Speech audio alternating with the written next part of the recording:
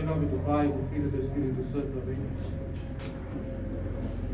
Caríssimos irmãos, nós estamos celebrando o segundo domingo depois da Páscoa.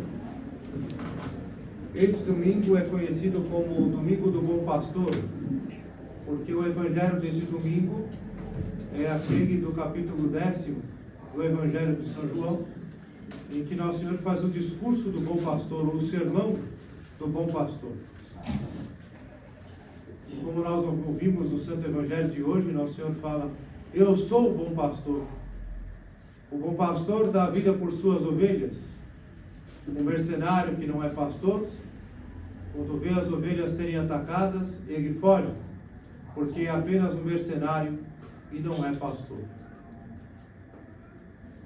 Esse ensinamento de Nosso Senhor está dentro de um contexto muito específico de seu tempo, mas é um contexto que ainda existe lá no interior de São Paulo, nas regiões rurais. Em alguns lugares ainda existe este mundo pastoril, do pastor e das ovelhas.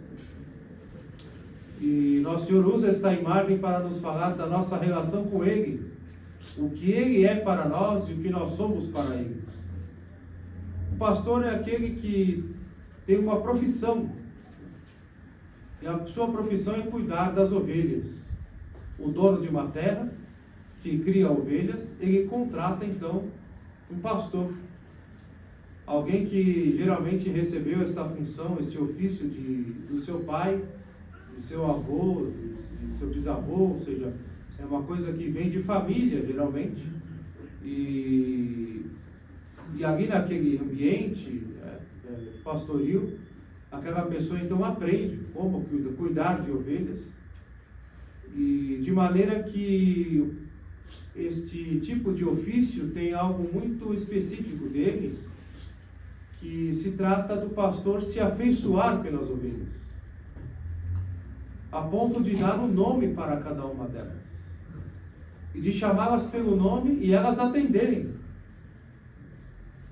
E elas ouvem a voz do pastor e só seguem a voz do seu pastor. Por quê? Porque o pastor cuida delas. E esse pastor, ele é treinado, ele é educado para cuidar das ovelhas, até o ponto de se arriscar por elas, porque ele tem que não somente alimentá-las, dar-lhes água, cuidar de sua pele, todos os cuidados, a ração, todo o cuidado necessário, mas também protegê-las dos perigos de ladrões, de assaltantes, de animais ferozes como lobos. E por isso que à noite o pastor conduz as ovelhas para o redil. Redil é um lugar, uma espécie de um estábulo, geralmente construído de madeira, e que ali então ficam as ovelhas durante a noite, sendo protegidas das intempéries, da chuva, do frio, e também do ataque de animais ferozes, de animais selvagens.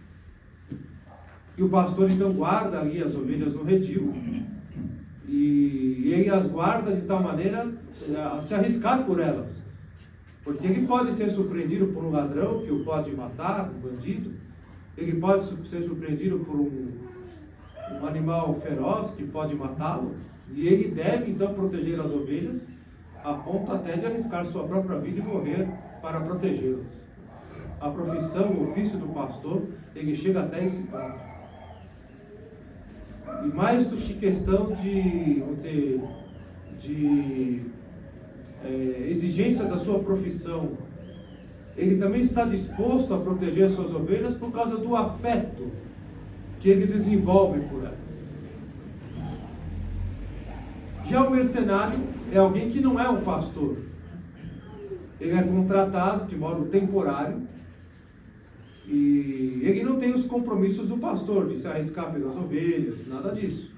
Ele é apenas uma pessoa que não foi preparada para isso.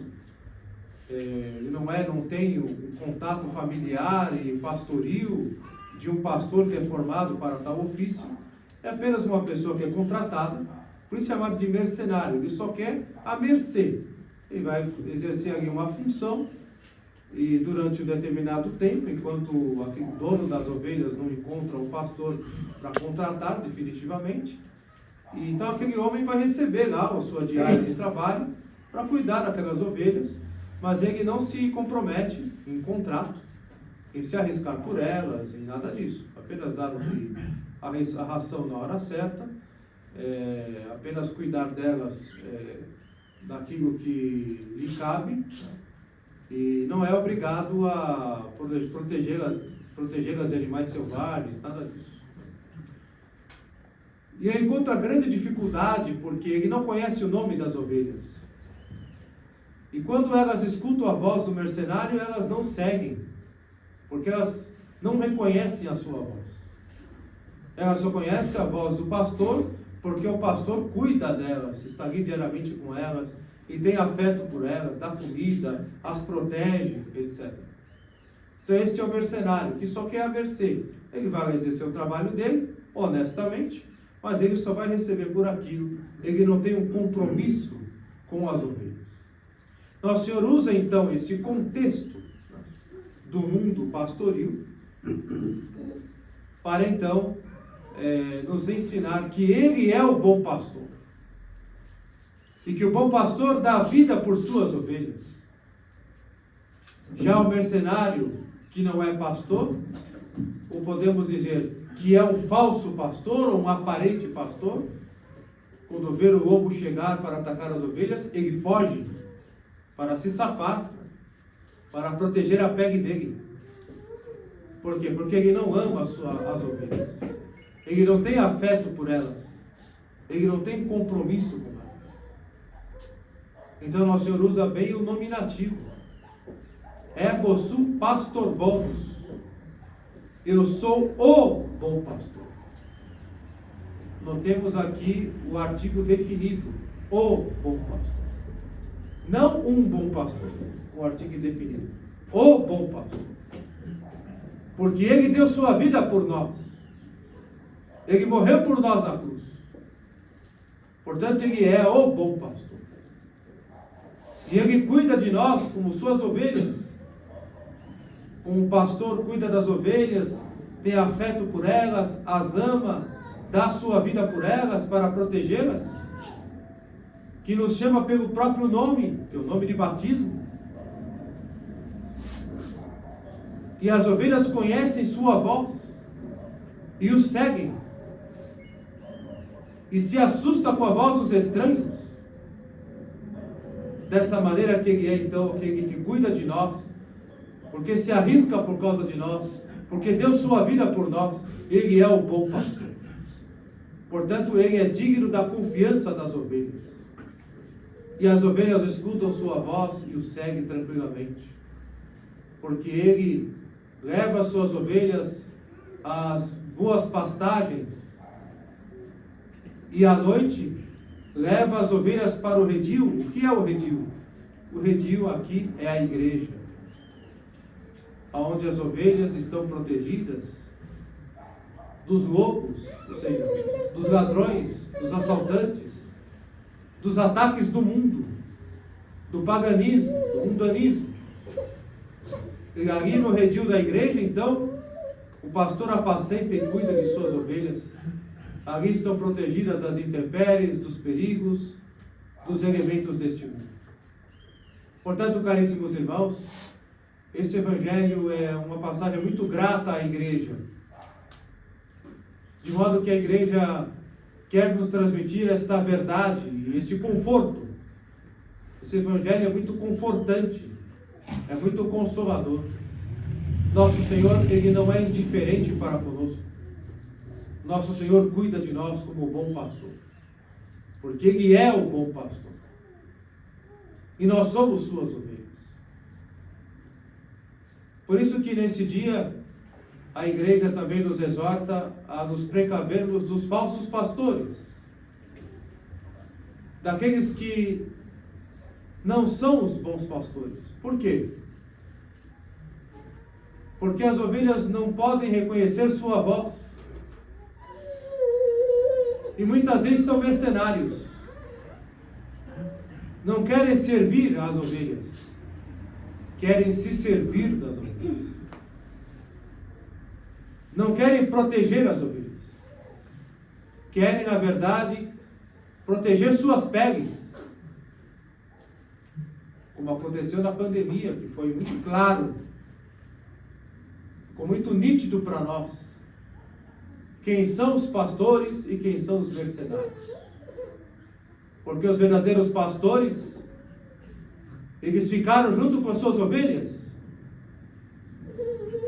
não fecharam os seus redis, acolheram as ovelhas no seu redil para protegê-las do mundo, lhes dando os sacramentos, lhes dando a sã doutrina, lhes dando a sua presença, protegendo as suas ovelhas. Já os mercenários ou os falsos pastores fecharam suas igrejas e fugiram, desapareceram, abandonando as ovelhas, abandonando os fiéis sem a Santa Missa, sem a comunhão, sem a confissão, abandonaram os doentes nos hospitais. Algo escandaloso. Quantas almas morreram, quantas pessoas morreram sem receberem os sacramentos, porque o padre, porque o bispo não queria se contaminar com a Covid e dizia, não, mas só depois que sair a vacina, aí sim nós vamos então atender os fiéis e cuidar das ovelhas. Fizeram isso, porque não são pastores, são mercenários. A Covid-19, aquela pandemia, nos deixou muito claro, muito nítido, quem são os bons pastores e quem são os mercenários. De modo que nosso Senhor é o bom pastor, que cuida de nós através desses bons pastores, que estão junto com as suas ovelhas e se arriscam por elas. Em primeiro lugar, um bom pastor, seja ele um padre, seja um bispo, ele se arrisca pela fé católica. E esta é a voz que as ovelhas reconhecem. A sã doutrina católica e apostólica emitida pela boca do pastor. Esta é a voz que as ovelhas reconhecem. A sã doutrina. De modo que alguém que se apresente como pastor, mesmo usando casula, mesmo usando mitra, báculo, se apresente como pastor, mas ele ensina uma outra doutrina, que não é católica, ou uma aparente doutrina católica, imputindo nela a heresia, o erro contra a fé, então as ovelhas percebem que alguma coisa está errada. Esta não é a voz de Cristo, bom pastor. Na voz dos bons pastores se ouve a voz de Cristo.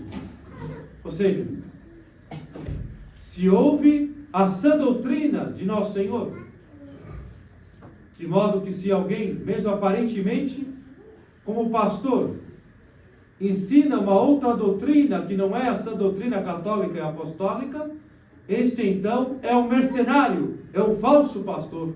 Então as ovelhas percebem que esta voz, elas não devem seguir. Elas não devem. Porque não é aquele ensinamento que está no catecismo. Não é aquele ensinamento de 2000 anos que veio dos apóstolos. Não é aquele ensinamento perene, imutável, que recebemos dos nossos avós, bisavós e avós. Não é aquele ensinamento que traz os santos costumes, a moral católica, a devoção, a piedade, o amor às coisas sagradas, a luta contra o pecado, a fuga das coisas do mundo. Então as ovelhas escutam aquela voz e se assustam, se sentem desorientadas, porque não é a voz do bom pastor. E esses falsos pastores querem então, como na estrutura da igreja conciliar, ensinar a doutrina de um, ironicamente chamado concílio pastoral. Concílio pastoral, que é o Concílio Vaticano II.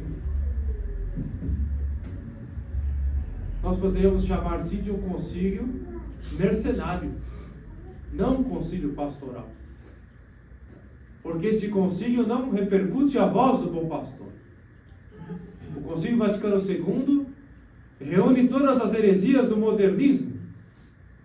Portanto, aqueles que ensinam de Mitra e Bacco, de Casula, mesmo que seja nas igrejas mais bonitas, nas catedrais, nas dioceses, mesmo em Roma, mesmo no Vaticano, revestido de todas as ornamentações e tudo aquilo que se requer do decoro litúrgico, mas ensina uma doutrina que está de acordo com o Concílio Vaticano II, então está nos ensinando o veneno que contamina as almas e as desvia do bom pastor, as dispersa de Cristo. E esta foi a grande desgraça do Concílio Vaticano II, em que, atingindo o pastor, se dispersa as ovelhas.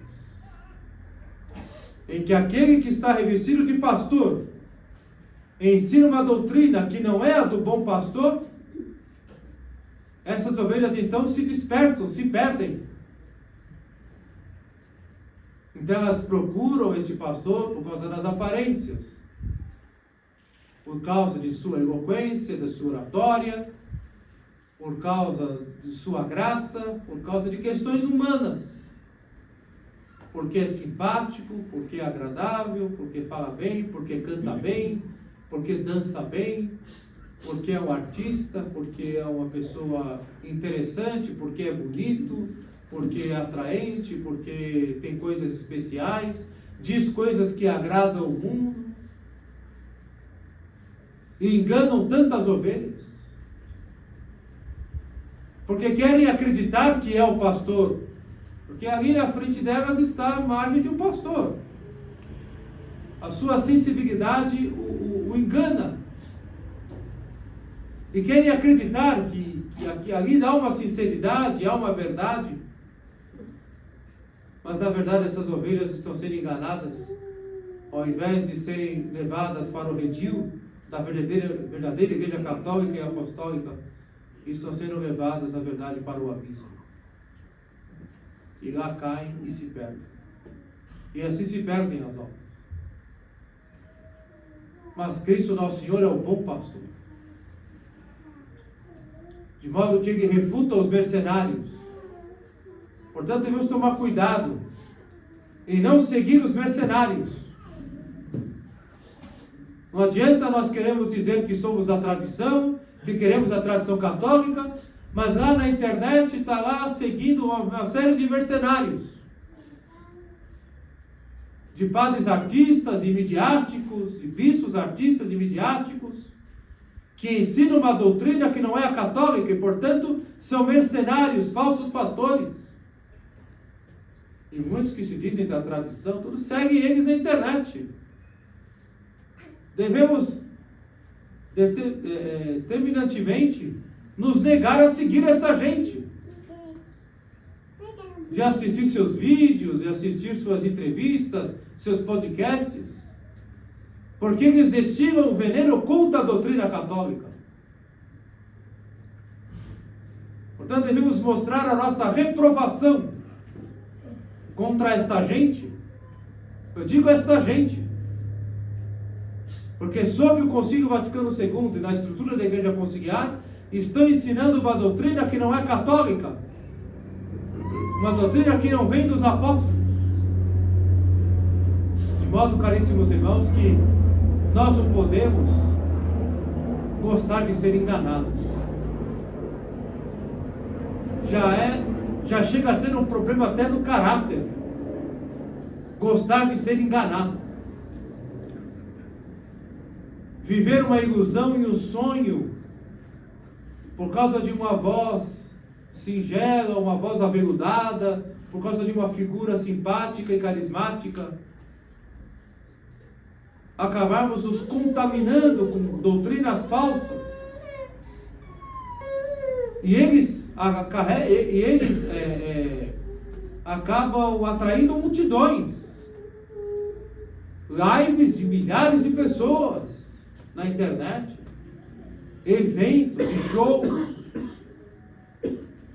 Porque isto é o mundo, que quer o atraente, o bonito, o engraçado, o divertido.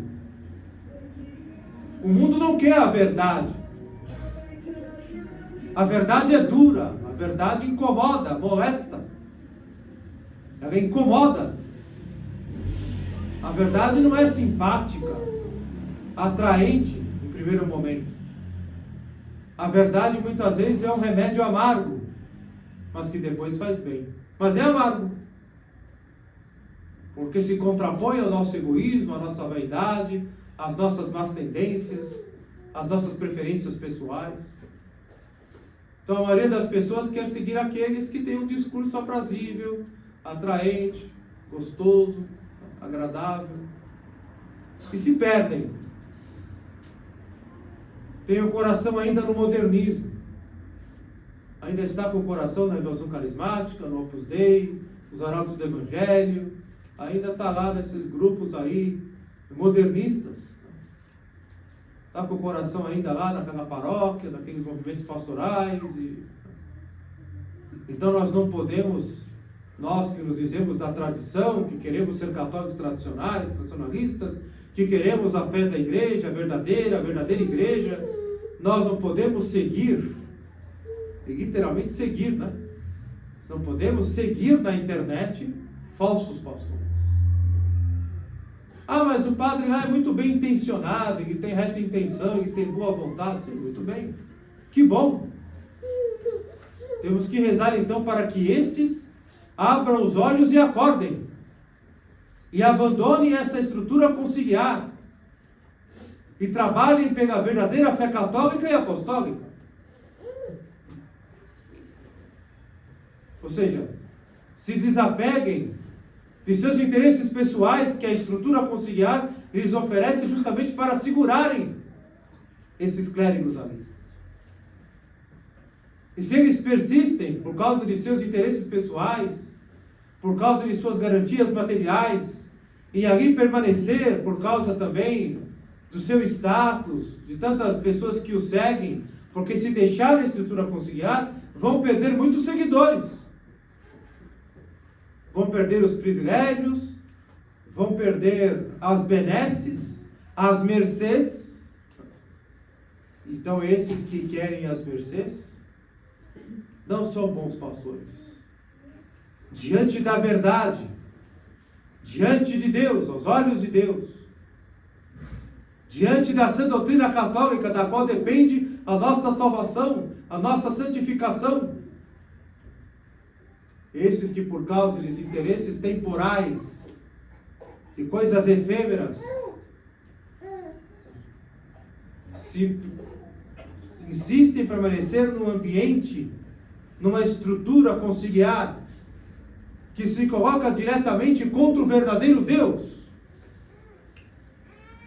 que se coloca diretamente contra a sapientíssima e eterna vontade de Deus, contra a própria lei de Deus, porque a heresia leva a transgredir a lei de Deus. A heresia é um pecado contra a fé, é um pecado contra o primeiro mandamento, porque como nós vamos amar a Deus se nós estamos servindo a um falso Deus? A heresia nos leva à idolatria, a servir um falso Deus. Um Deus da nossa cabeça, um Deus do judaísmo, um Deus do islamismo, um Deus da natureza, do universo, uma energia, uma coisa que não se explica, um ser superior. Isso não é verdadeiro Deus. E é isso que está na cabeça das pessoas que frequentam a estrutura conciliar. Os fiéis ali, Deus é um ser superior, Deus está em todas as religiões, Deus é uma coisa assim suprema, uma energia que eu não sei explicar o que é. Então estão adorando e servindo a um falso Deus. Se eu estou adorando e servindo um falso Deus, então não estou amando o verdadeiro Deus. Por isso a heresia é a primeira coisa a ser combatida. E esses que permanecem na estrutura conciliar e condizem com a heresia da igreja conciliar, estão trabalhando contra Deus. Estão trabalhando contra Cristo e contra a verdadeira igreja. Então não podem ser chamados de pastores, no máximo, de falsos pastores. Devem ser chamados de mercenários, mesmo com toda a boa intenção, mesmo com toda a boa vontade. Estão servindo não a igreja de Cristo, a igreja católica. Não estão servindo ao evangelho de Cristo que ele ensinou e confiou à igreja. Não estão servindo a Deus, mas a um falso Deus, ao Deus ecumênico, a um ídolo. Portanto, com toda a boa vontade e com toda a boa intenção que possam ter, não podem ser chamados de pastores, devem ser chamados de mercenários. Devem ser chamados de mercenários. Principalmente se comungam de toda esta enganação da igreja conciliar, que usam da autoridade da igreja, da autoridade apostólica, abusam, são arbitrários em usar a autoridade da igreja, a autoridade apostólica, para impor pela obediência a heresia, para impor pela obediência a desobediência a Deus. De modo que nós estamos aqui nesta casa, o nosso apostolado, nessa estrutura alternativa, porque nós não podemos estar agora lá na paróquia. Por quê? Porque lá o espaço está ocupado por aqueles que querem impor a obediência para levar a desobedecer a Deus. Querem impor pela obediência a autoridade apostólica, a autoridade de se colocar contra a verdadeira igreja. Por isso que lá naquele ambiente é proibido ser católico. Uma mulher não pode usar o véu, não pode usar um vestido modesto, um homem não pode usar uma roupa social, não pode rezar o texto durante a missa. Aliás, é proibida a verdadeira missa católica, a missa tridentina, lá é proibido. E mesmo quando é autorizado durante um tempo, mesmo assim é rechaçado, é até mesmo proibido, é perseguido quem quer a missa tridentina, seja o padre que quer celebrar ou o fiel que quer assistir. Tudo que é católico é proibido. Então esse lugar não é católico. Por mais que tenha uma bonita catedral gótica, por mais que tenha uma cúria grande, organizada, com muito aparato, por mais que seja o Vaticano, com a Basílica de São Pedro, com todo o descatério romano, com o Palácio Apostólico, se ali não está a fé católica, se ali se abandonou a fé católica, e ali é proibido ser católico, então ali não está a Igreja Católica. E aqueles que estão ali revestidos de pastores, são impostores, são mercenários,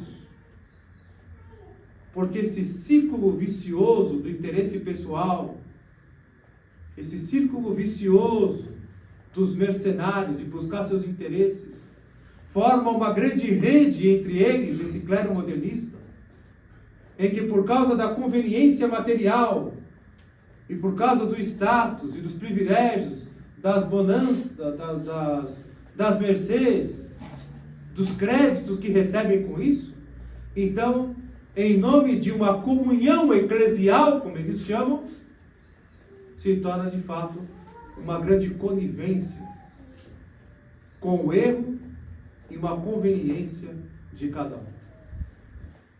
Portanto, nós não podemos seguir os mercenários, não podemos seguir os falsos pastores. Agora nós estamos aí, diante de um conclave da Igreja Conciliar, no próximo dia 7, na quarta-feira. E vemos pessoas até na tradição, mas quem será eleito? E será que agora vai mudar, né? Agora vai acontecer alguma coisa? Agora a igreja vai acertar? Agora é um conservador, é um progressista? Agora quem será que vem? Esse Papa aí, o que vai fazer? Ele vai ser bom, ele vai ser mal, ele vai ser mal? Ele vai ser um bom pastor, vai ser um mercenário? O que ele será? Ou seja, uma discussão completamente imbecil. Com todo respeito aos fiéis, uma discussão completamente imbecil. O padre fala assim, não chamando os fiéis de imbecis, mas a discussão em si.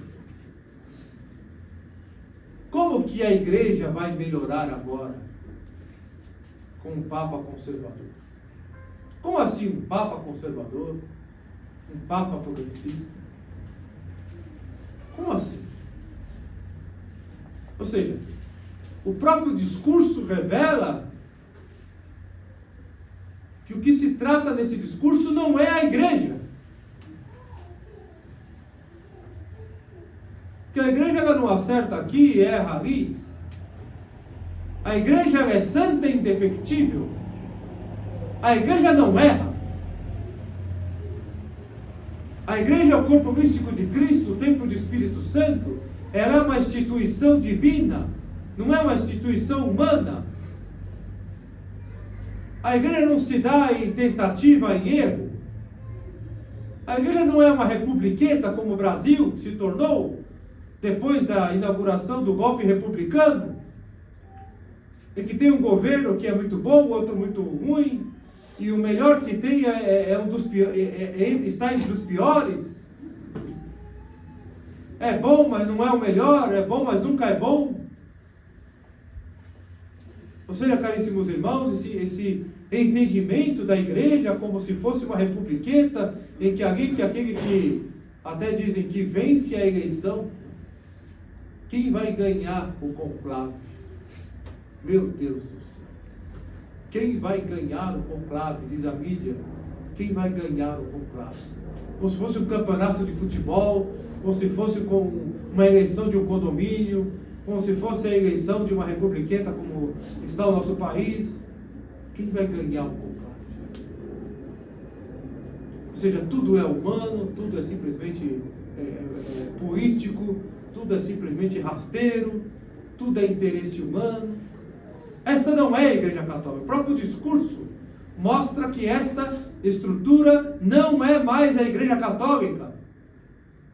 A Igreja é santa e indefectível. A Igreja não tem defeitos. Ela é o corpo místico de Cristo, do qual Ele é a cabeça. A Igreja goza da inerrância. A Igreja é infalível na sua missão de ensinar a fé e de santificar as almas. Não existe esse de que a igreja agora acertou, agora a igreja vai errar, a igreja agora errou e agora vai acertar. Não existe esse discurso na igreja. Não tenhamos esse palavreado nos nossos lábios, porque esse não é o entendimento da verdadeira igreja. A igreja não é santa e pecadora, como ensina o Concílio Vaticano II. A igreja é santa, una, santa, católica e apostólica, como aprendemos no catecismo. Ela é santa e ela é indefectível, ela não tem defeitos. Ela é a esposa de Cristo, sem ruga e sem mancha, desposada por Ele.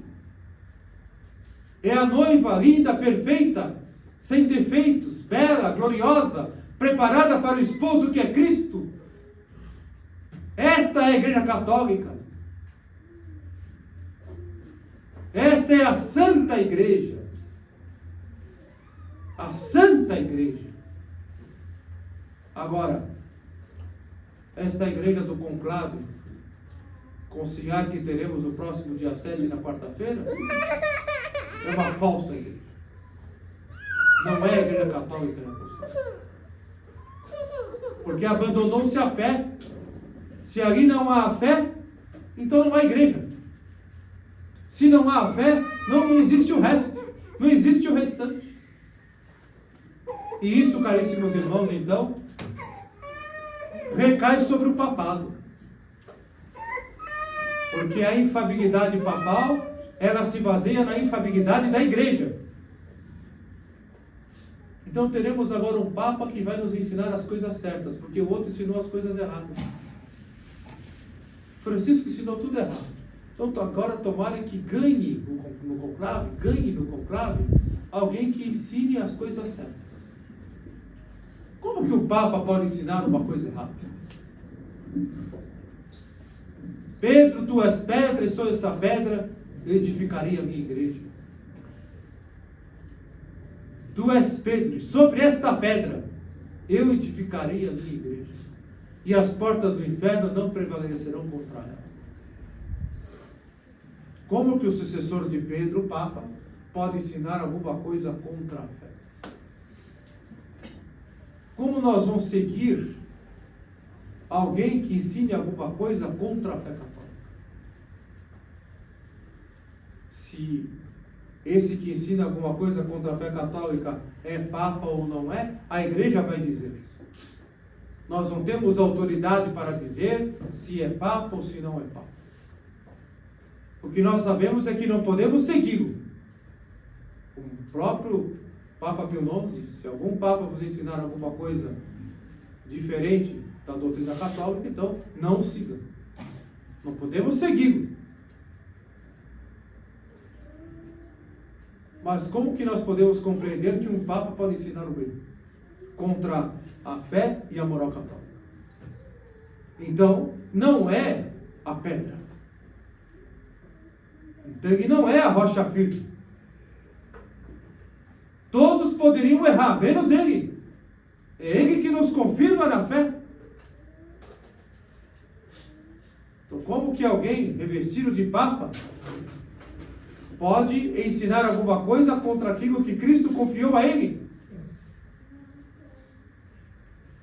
Portanto, se algum deles, ou seja, todos eles, do Concílio Vaticano II para cá, de João 23 para cá, nós não temos como segui-los, porque estão sob a heresia do Concílio Vaticano II.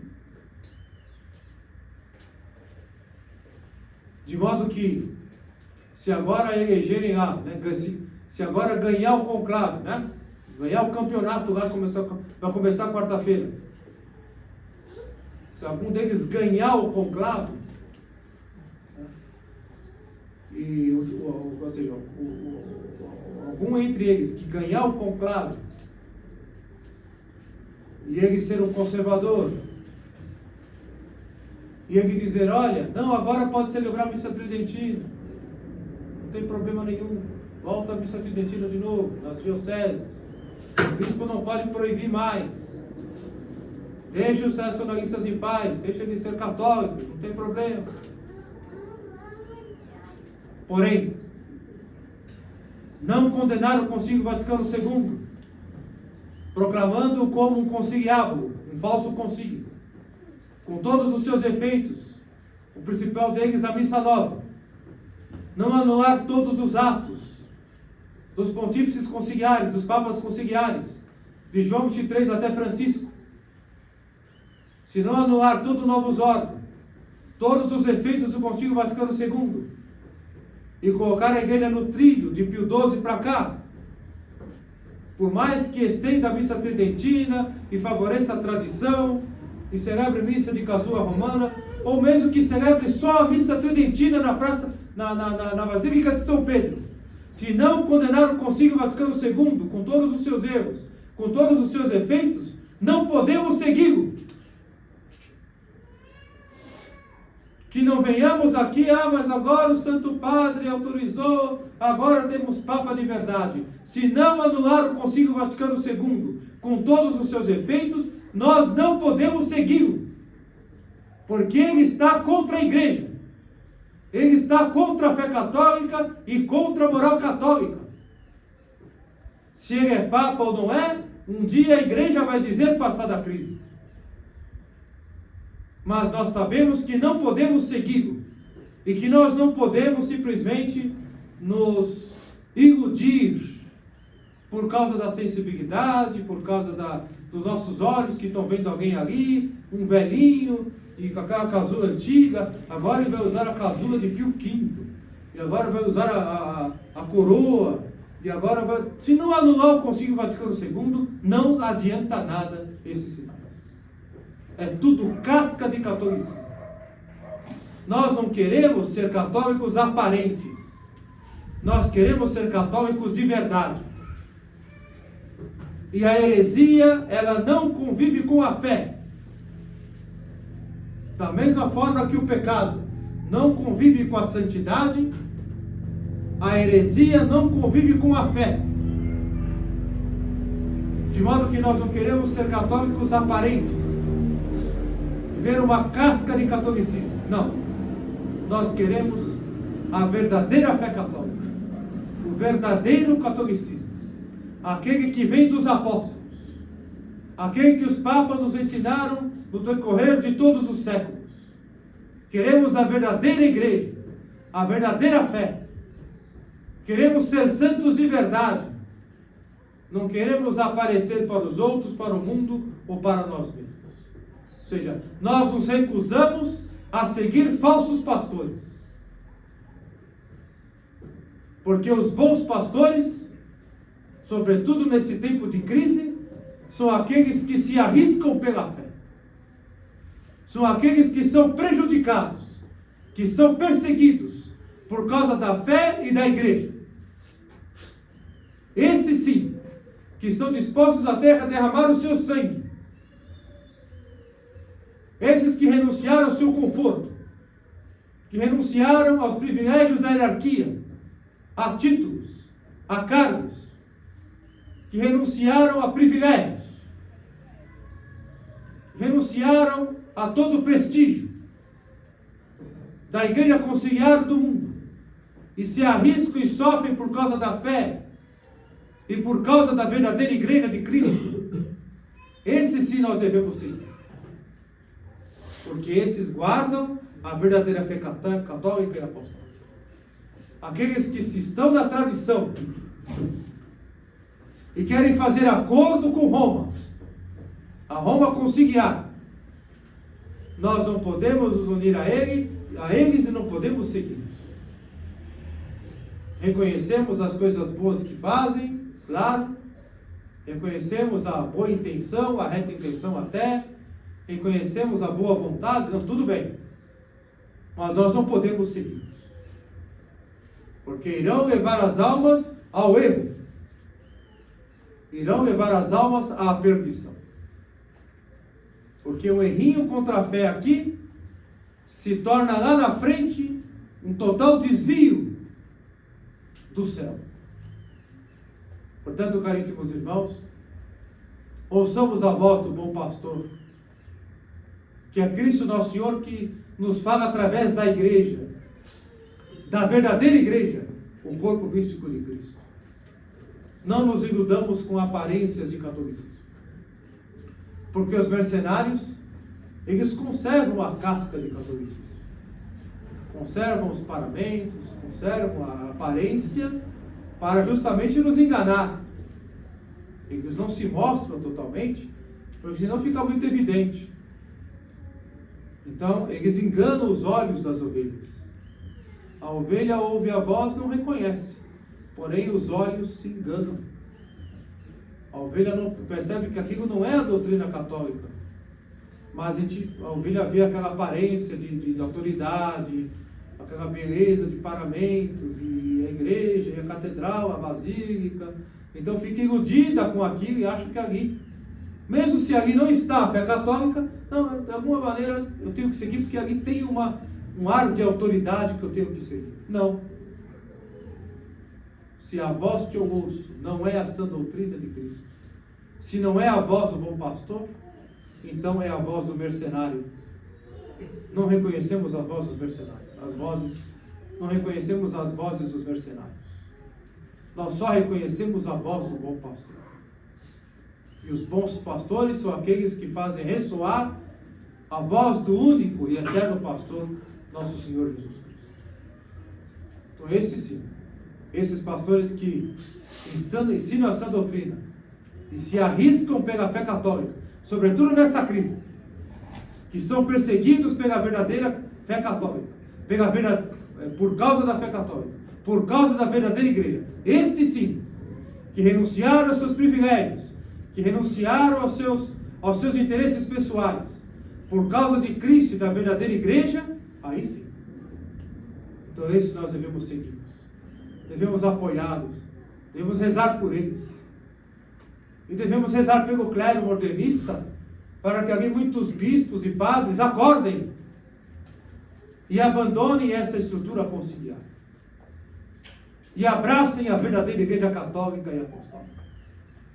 E criem seus apostolados, criem suas fraternidades sacerdotais, criem suas iniciativas católicas.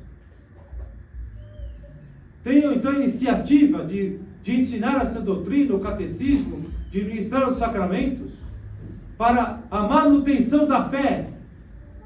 Porque, caríssimos irmãos, em toda esta crise que estamos vivendo na igreja, essa crise profundíssima do Concílio Vaticano II, o nosso grande empenho, o nosso grande trabalho, o nosso grande labor apostólico é a preservação da fé.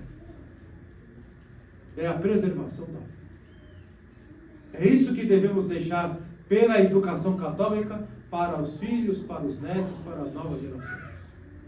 A preservação da verdadeira fé. Então é ouvindo a voz do bom pastor, que deu sua vida por nós. Na voz destes pastores que estão dispostos a se arriscar, se prejudicar, a serem perseguidos por causa de Cristo e da verdadeira igreja, devemos seguir então com todo o coração, com toda a docilidade e nos mantermos no redil que é a Igreja Católica e Apostólica Romana. O redil que é a Igreja, o corpo místico de Cristo. Com toda a sua história, com toda a sua liturgia, com todos os seus santos, com todos os seus mártires, com todos os apóstolos. Então devemos nos preocupar em corresponder, não às expectativas desses que se colocam como autoridade católica e que ensinam o contrário da fé católica. Devemos nos preocupar não com a aprovação deles ou com a reprovação deles, com a excomunhão deles ou não excomunhão deles. Para a gente isso. Não sabemos da autoridade deles, não sabemos da legitimidade deles, porque eles estão fora, abandonaram a fé, apostataram da fé. Não estamos preocupados se vai ter um cisma. Que cisma? Cisma é entre aqueles que conservam a fé. Eles abandonaram a fé. Se agora se elegeram um Papa muito conservador ou muito tradicionalista, haverá um cisma. Que cisma?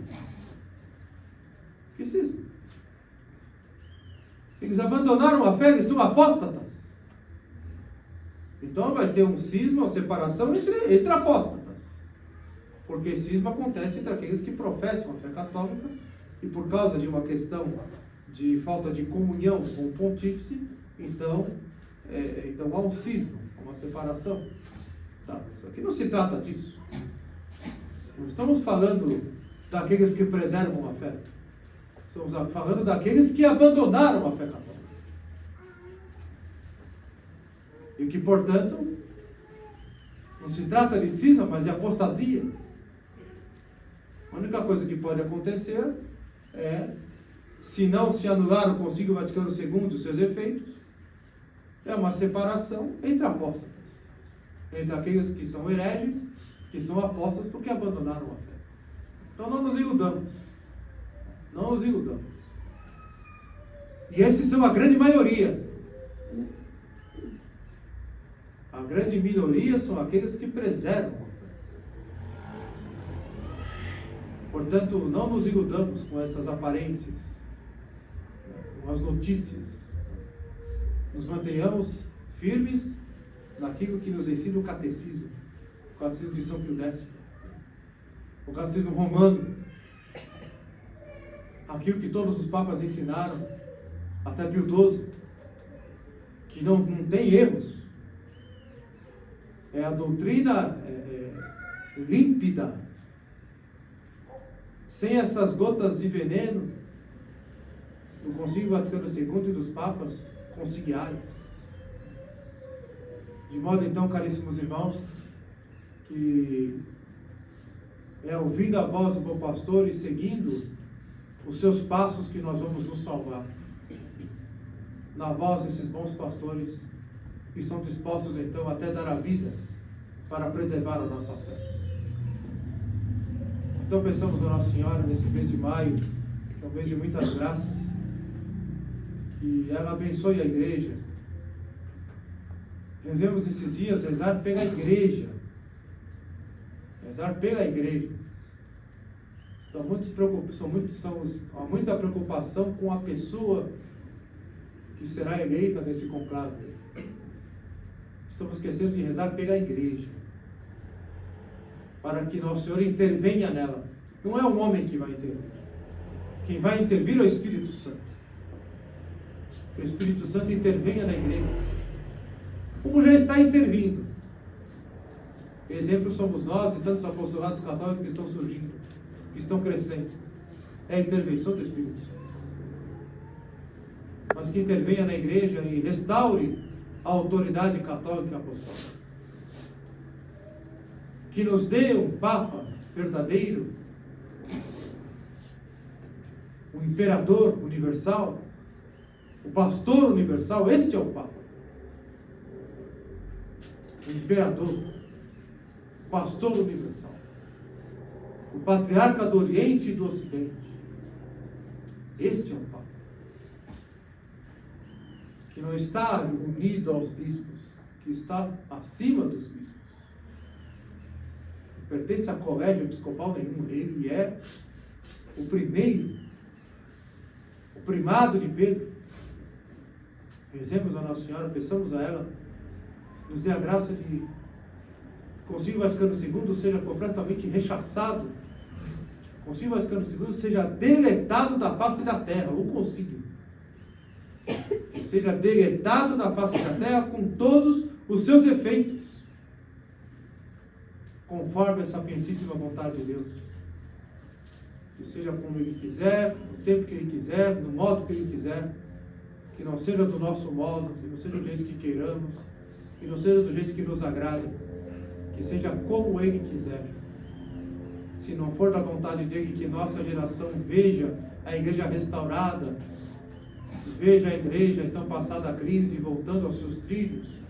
Se não for da vontade dEle, então pensamos com muita humildade que dê esta graça então às próximas gerações, que nos dê saúde, nos dê força, nos dê graças para colaborar com Ele, para a manutenção da fé, para beneficiar então as próximas gerações. Então pensamos essas graças da nossa Mãe Santíssima, rezando com muita fé pela Santa Igreja, rezando pelas nossas famílias, pela educação católica dos filhos e dos netos, oferecendo a Nosso Senhor, por intercessão de Maria Santíssima neste mês de maio, todas as orações e sacrifícios necessários para que Deus, Nosso Senhor, abençoe a Santa Igreja, a restaure e que venha ventos de bonança, que venha tempos de alegria, de paz, de exaltação da Santa Igreja sobre o mundo, do triunfo do Imaculado Coração de Maria e do reinado social de Nosso Senhor Jesus Cristo. Louvado seja Nosso Senhor Jesus Cristo.